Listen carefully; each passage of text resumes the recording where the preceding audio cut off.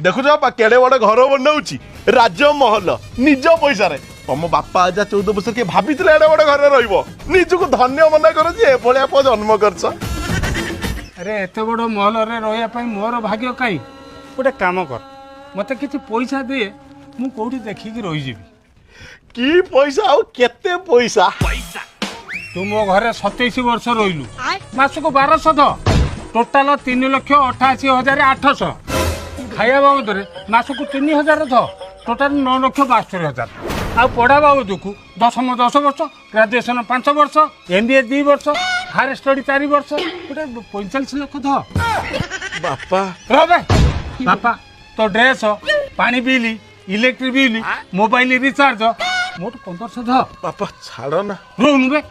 तो बाइक तेल तो चुट्टी कटा तो साबुन शैम्पू से बाबद को 1000 टंका मासको द टोटाल 3,24,000 ये सब मिसेले 66,70,800 होची मत दे मु गोटे जाई फ्लैट किनी देबी कुआडे गलु बे होम लोन सुझी पारुनी तुम ऋण केबे सुझी बापा